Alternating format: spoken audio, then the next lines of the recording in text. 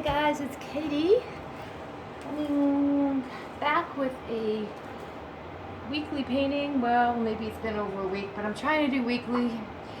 Actually, I did one last week and I didn't use the video because I've been trying to do one that is a real example of a Starburst Swipe, and every time I do that I tend to play and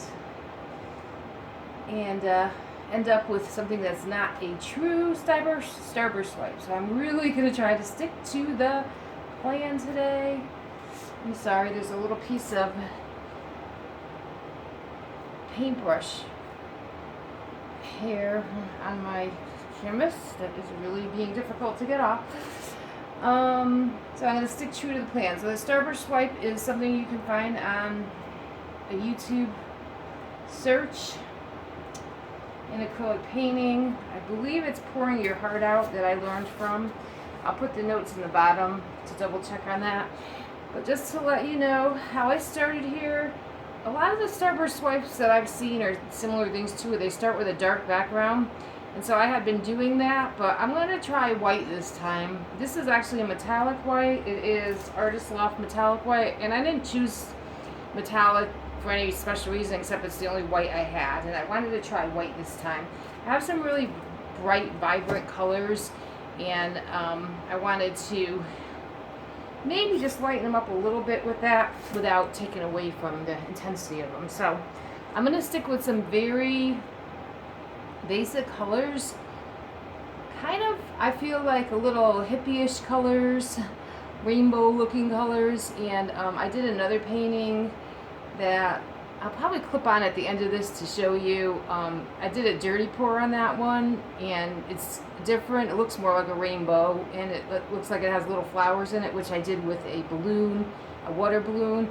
But I liked the way that came out, so now I'm going to do the Starburst Swipe with the same basic colors as that, although I didn't use white in that, I don't think. So anyway, that's where I got my idea for color. So to start with the Starburst Swipe, you cover your canvas with a color. Choose a color. Whatever color you use is going to come up in your painting, so you're going to see a lot of it.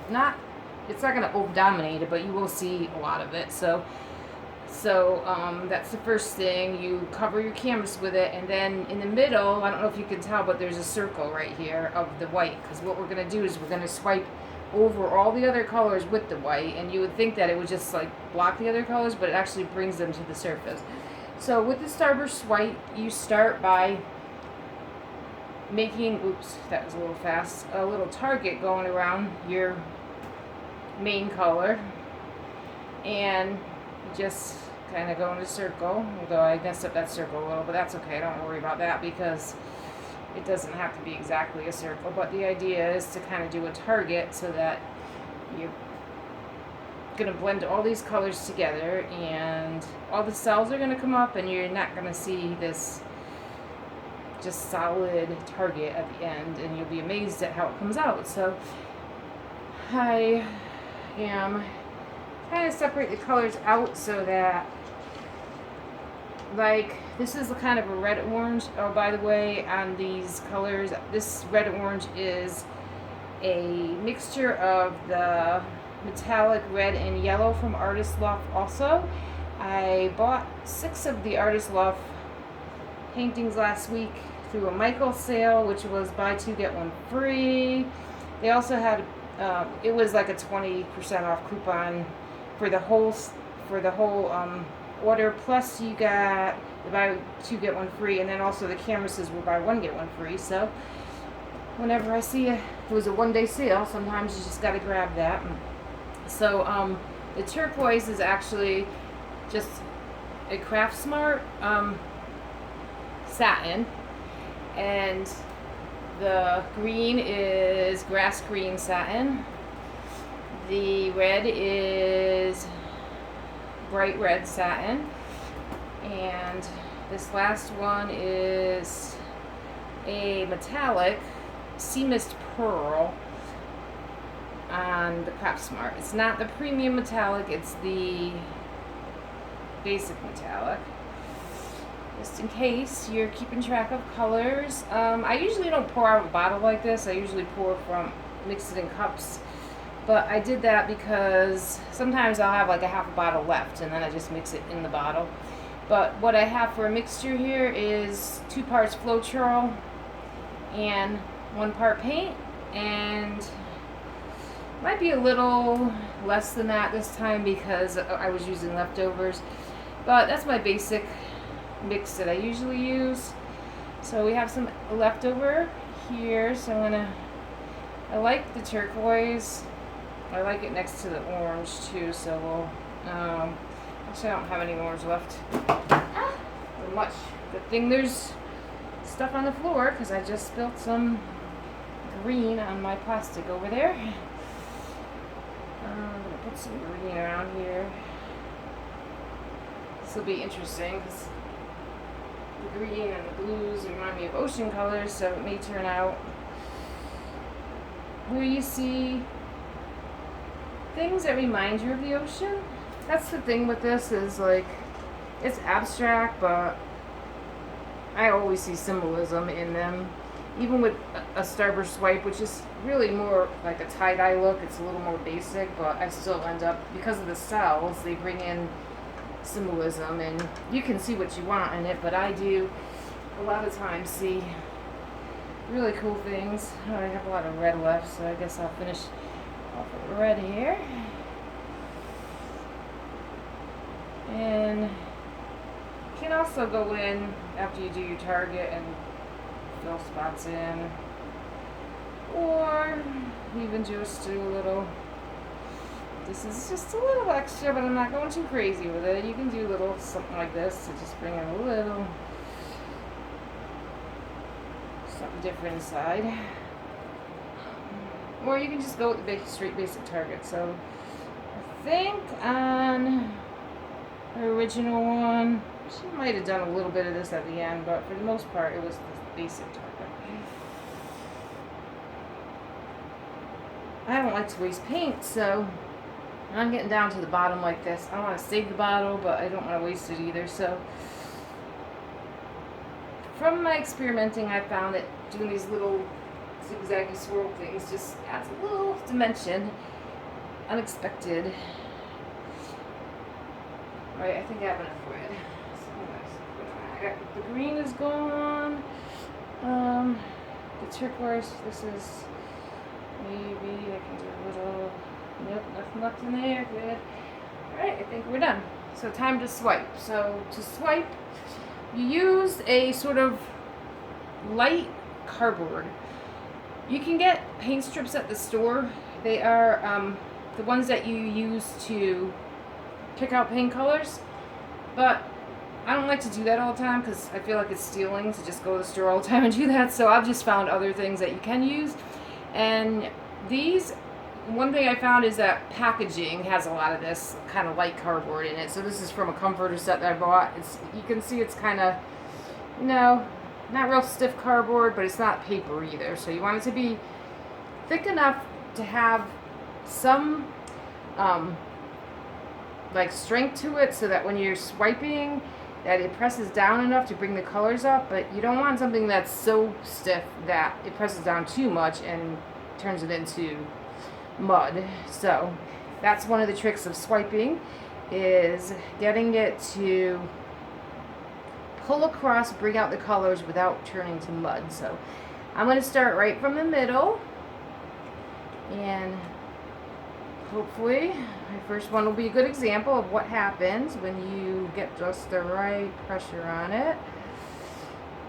All the way to the edge here.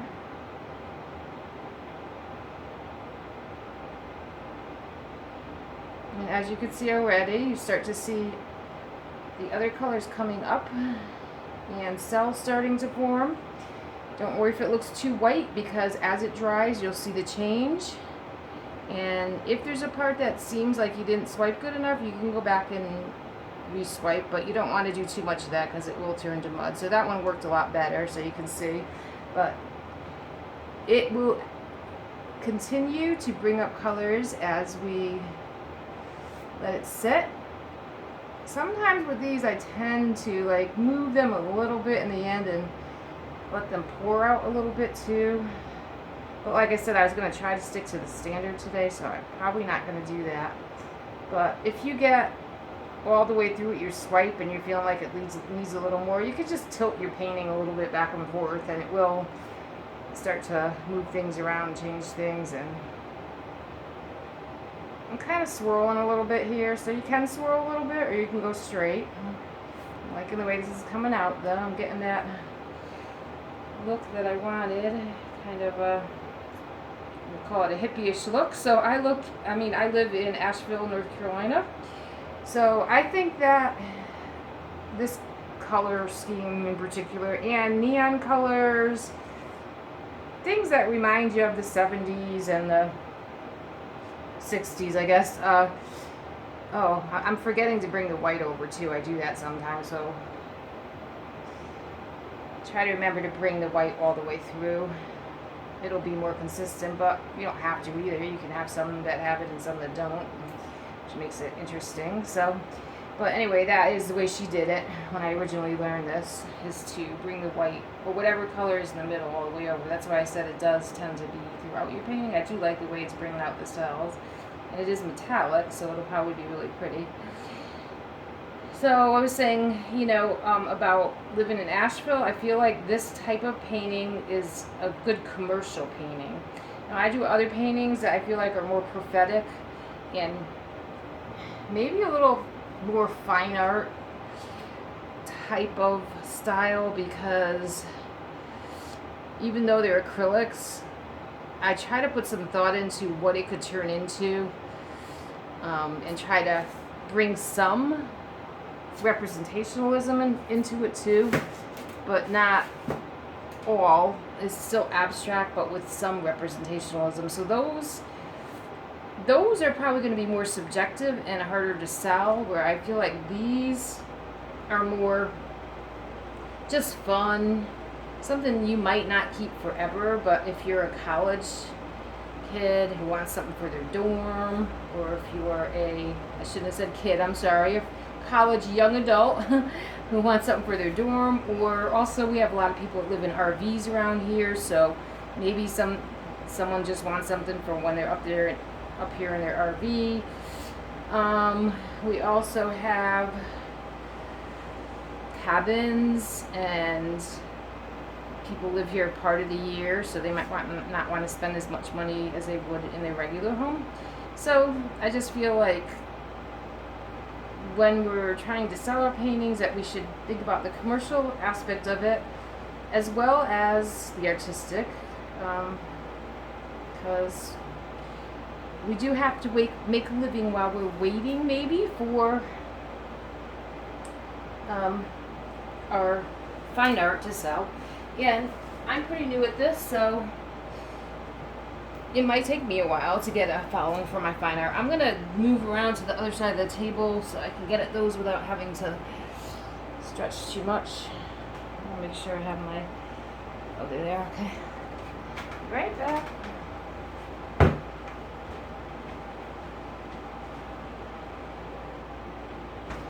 So, you're probably looking at this and going, that looks kind of like a sun at the top. Maybe I should keep that. Maybe you should keep that. And I was thinking about it, but I really feel like I just want to do the whole thing this time. That's a good idea, though. That's starting to look a little representational. And if I wanted to maybe pour it, it might come out a little like a sunset. But then that part, I'm not sure what that would end up being. So that's how I think about doing representational things. I get an idea like that, and the next time I'll think it out before I actually do it. This is more about getting your paints all ready to go, and then following the pattern of design, and then just watching how it comes out. I am enjoying it so far.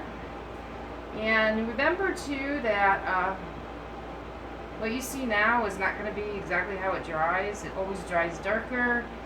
The cells continue to come up as it's drying, although most of them stay pretty much the same. And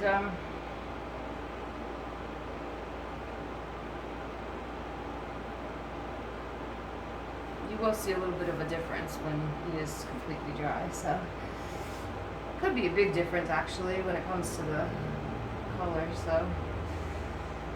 So what I usually do when I do videos, I try to tack on a little video at the end and just splice them together where you see the finished product. And after watching the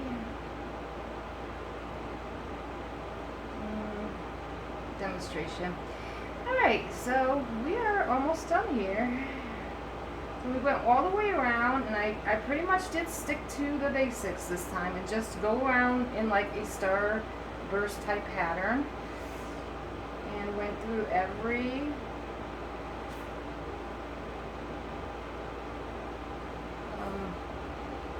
part with a swipe.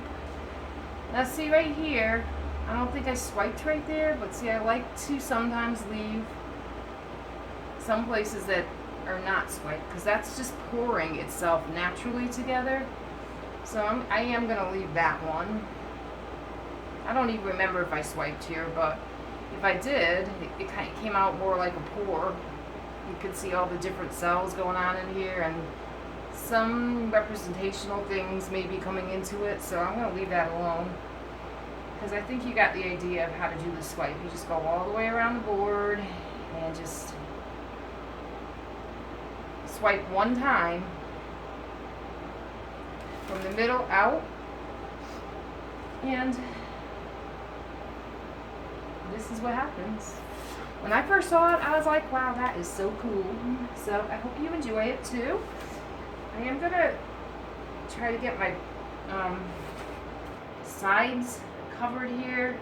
There's paint dripping off of them, so you can kind of work with that, and then your paint that's dripping on your board to make sure your sides are covered, because I have a bunch of paintings I have to go and cover all my sides before I sell them.